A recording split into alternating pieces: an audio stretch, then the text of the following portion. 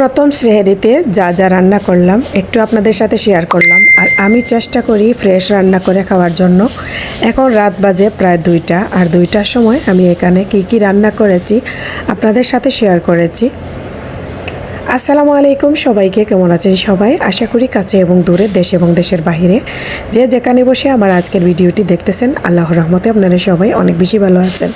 আমিও আলহামদুলিল্লাহ আল্লাহ তাআলার অশেষ রহমতে বেশ ভালো আছি।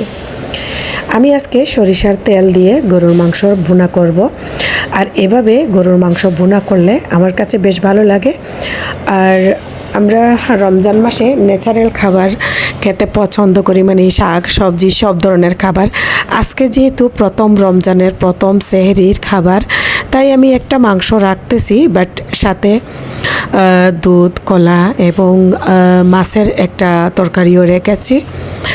আজকে আমি যেহেতু সরিষার তেল দিয়ে মাংসটা রান্না করেছি, মাংসটা আমি খুব ছোটো ছোটো করে কেটে নিয়েছিলাম। আর এখানে আমি টক দই দিয়ে দিচ্ছি।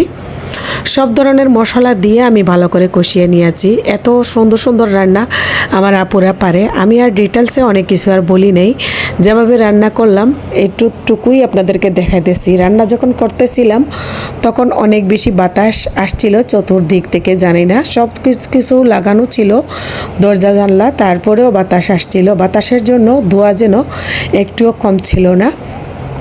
যাই হোক, পানি ঝরে যাওয়া মাংসগুলো ভালো করে মশলা কষিয়ে নিয়ে দিয়ে দিলাম, এবং মাংসটা আমি সেই মশলার সাথে একটু সময় হাতে নিয়ে ভালো করে কষিয়ে নিব।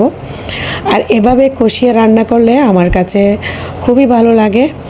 অল্প স্বল্প রান্না করতে হয়, যেহেতু আমরা মানুষ 2 জন, আর আমার বাচ্চা এখনও পর্যন্ত মাছ, মাংস, ভাত কোনো কিছুই খেতে পছন্দ করে না। তার জন্য আমরা অনেক ভালো ভালো ডাক্তার দেখানো শেষ। আমি কিছুদিন আগে ঢাকায় শিশু হাসপাতালে নিয়ে গেছিলাম, শিশু ক্লিনিকে গিয়ে 1000 টাকা ভিজিট দিয়ে ভালো ডাক্তার দেখিয়ে আসছি খাবার রুচি বাড়াবার জন্য। তারপরেও যেন ওর অনেক বেশি খাওয়ার রুচি বাড়ে নাই। যাই হোক, যতটুকু এখন খাইতেছে আলহামদুলিল্লাহ। আমার ছেলে ভাত তো মুঠেও মুখে দিতে পারতাম না, এখন মোটামুটি আমরা 2 বেলা ভাত ওকে দিতে পারি, অল্প অল্প করে আর কি। একটা বিড়ালের খাবার যতটুক, তার চেয়ে মনে হয় বেশি আসে।